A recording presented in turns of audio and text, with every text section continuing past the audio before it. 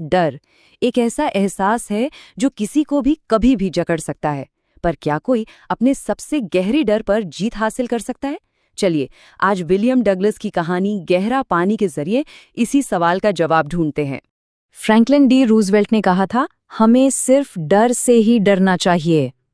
अब देखिए, डगलस के लिए ये सिर्फ शब्द नहीं थे, ये उनकी पूरी जिंदगी की हकीकत थी।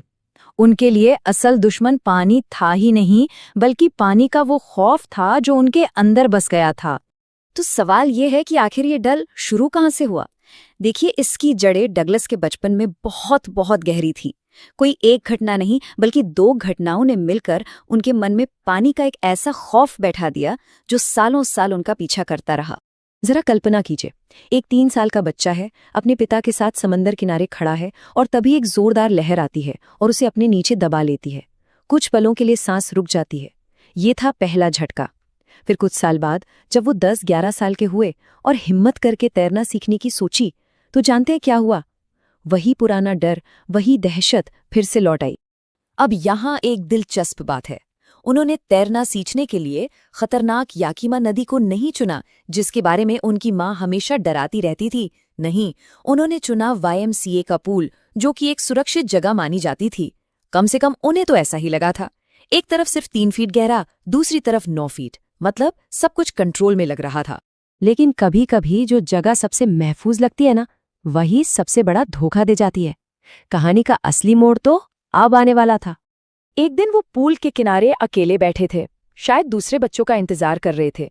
तभी एक लगभग 18 साल का हट्टा कट्टा लड़का वहां आया और बस मजाक मजाक में उसने डगलस को उठाया और सीधा 9 फीट गहरे पानी में फेंक दिया।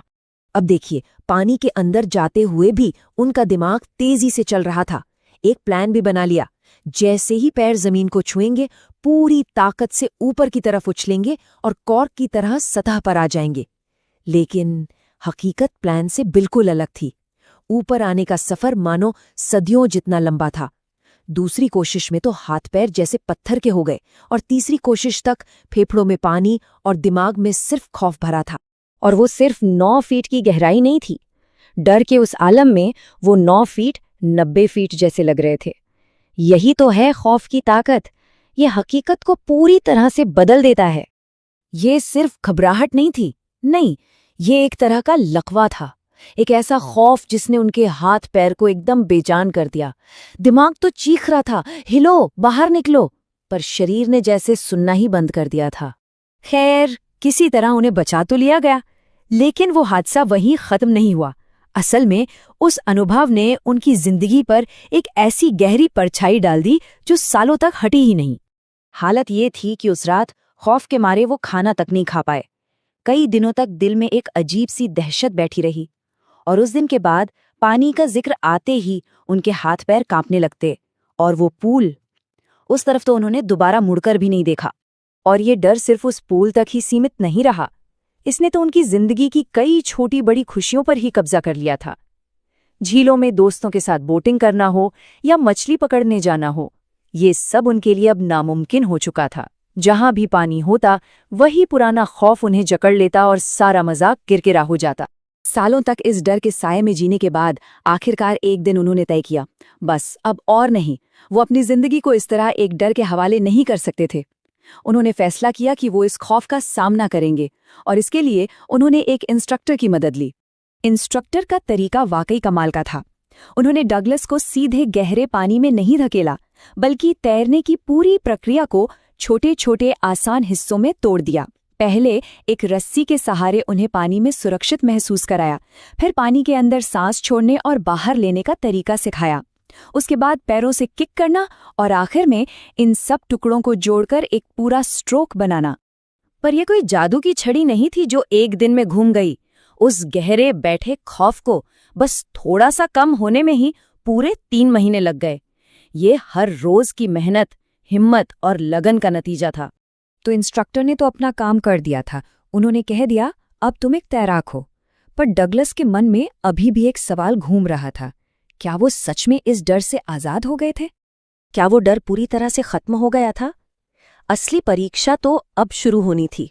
अकेले, खुले पानी में, देखिए, तैरना सीखना एक बात है, पर मन के अंदर बसे खौफ को जड़ से मिटाना बिल्कुल दूसरी। इस आखिरी लड़ाई के लिए उन्होंने खुद को कई चुनौतियों के सामने रखा। पहले वो लेक वेंटवर्थ गए और 2 मील तक तैरे। बीच झील में एक पल के लिए पुराने खौफ ने सिर उठाया भी, पर इस बार डगलस ने उसे खुद पर हावी नहीं होने दिया। उन्होंने डर को चुनौती दी और तैरते रहे। पर असली जीत का एहसास हुआ वार्म लेक में, जब वो एक किनारे से तैरकर दूसरे किनारे तक पहुंचे। और जैसे ही उनके पैर दूसरे किनारे की जमीन पर लगे, उनके अंदर से एक जोरदार जीत की चीख निकली। पहाड़ियों में गूंजती वो आवाज सिर्फ एक तैराक की नहीं थी, वो एक ऐसे इंसान की थी जिसने अपने सबसे बड़े दुश्मन यानी अपने ही खौफ को हरा दिया था। इस पूरी यात्रा ने उन्हें एक बहुत गहरा सबक सिखाया। उन्हें याद आया कि जब वो डूब रहे थे और बेहोशी छा रही थी, तो उस एहसास में एक शांति थी, एक सुकून था। असली दहशत तो मौत में है ही नहीं, असली दहशत तो मौत के डर में है। आखिरकार जीने की जो इच्छा थी वो डर से कहीं ज्यादा ताकतवर साबित हुई। ये कहानी सिर्फ पानी के डर से जीतने की नहीं है, ये इस बात की याद दिलाती है कि हम सबकी जिंदगी में कोई ना कोई गहरा पानी होता है। सवाल ये है कि हम उस डर को खुद पर हावी होने देते हैं या फिर उसका सामना करके उस पर जीत हासिल करते हैं।